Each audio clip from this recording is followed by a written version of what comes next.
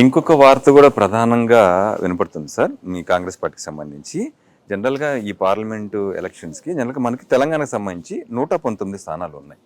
ఈ 119 స్థానాల్లో ఒక రాజ్యసభ అదే ఒక లోక్సభ ఈ ఎన్నుకోవాలంటే 40 ఓటింగ్ కావాలి, 40 ఓటింగ్ కావాలి.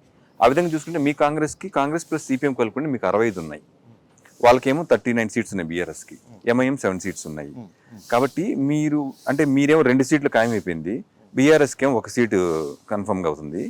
అట్లా కానీ మీరేంటంటే ఇంకా కూడా మీ కాంగ్రెస్ పార్టీ బీఆర్ఎస్ పార్టీని పూర్తిగా నిర్వీర్యం చేయడం కోసము ఇప్పుడు ఆపోజిట్ అంటే ప్రతిపక్ష నాయకుల్ని ఆకర్షించే పనిలో ఆకర్ష్ పథకం అనేది మొదలెట్టారనేది ప్రధానంగా వచ్చిన ఒక రూమర్. దాని మీద కామెంట్. ఆకర్ష పథకం మేము మొదలుపెట్టాల్సిన అవసరం లేదు. మేము చేయాల్సిన కార్యక్రమానికి ఆల్రెడీ వాళ్ళు ఆకర్షించబడ్డారు కాబట్టి వాళ్ళు మనకు వస్తాం. సరే, వాట్ ఎవర్, మీరు మొదలెట్టారా ఆల్రెడీ దాంట్లోకి వచ్చారు, ఓకే. బట్ అది నిజమా కాదా? ఇప్పుడు మీరు పూర్తిగా ఏమంటున్నాను, my statement is very clear. మేము ఎవరిని ఆకర్షించాల్సిన అవసరం కాంగ్రెస్ పార్టీకి ఈ రోజైతే లేదు. కాంగ్రెస్ పార్టీకి ప్రజలు ఆకర్షితులు అవుతున్నారు, నాయకులు ఆకర్షితులు అవుతున్నారు. కాంగ్రెస్ పార్టీ మీద పూర్తి విశ్వాసంతో ఈ రోజు కాంగ్రెస్ పార్టీని గెలిపించుకున్నారు. అండ్ భవిష్యత్తులో కాంగ్రెస్ పార్టీ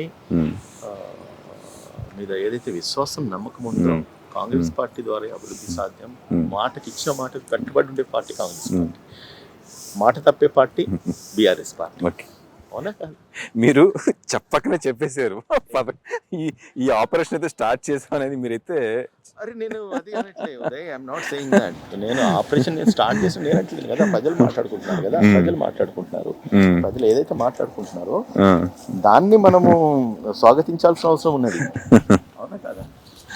ఓకే, పెద్ద స్కెచ్ వేశారు మీరు. ఏమేమి ఆకర్షించడం లేదు. People are wholeheartedly accepting Congress party. Even leaders are accepting Congress party. దాని రిజల్టే మొన్న ఒక పార్లమెంట్ సభ్యుడు కాంగ్రెస్ పార్టీలోకి రావడం జరిగింది. ఇంకా కూడా ఎవరైనా నాయకులు వస్తే మా అధినాయకులకి ఒకవేళ నిజంగానే వాళ్ళు నిజాయితీగా కాంగ్రెస్ పార్టీ మీద ఒక అభిమానంతో ప్రేమతో వస్తున్నారు అని అనిపిస్తే ఖచ్చితంగా బొమ్మాటికి స్వాగతిస్తారు. లేదు వాళ్ళ స్వార్థం గురించి అని చెప్పేసి స్వార్థపూర్తి రాజకీయాల గురించి అని కనుక వస్తే కనుక ఖచ్చితంగా వాళ్ళ ఆలోచనలు కానీ విధానాలు కానీ వాళ్ళ మనగడ ఏందనేది రేవంత్ రెడ్డి గారు ఇట్టే పసిగడతారు. కాబట్టి ఖచ్చితంగా వచ్చి అర్హత ఉన్న వాళ్ళని స్వాగతిస్తారు, అర్హత లేని వాళ్ళని బయటికి పంపించేస్తారు, రిజెక్ట్ చేస్తారు.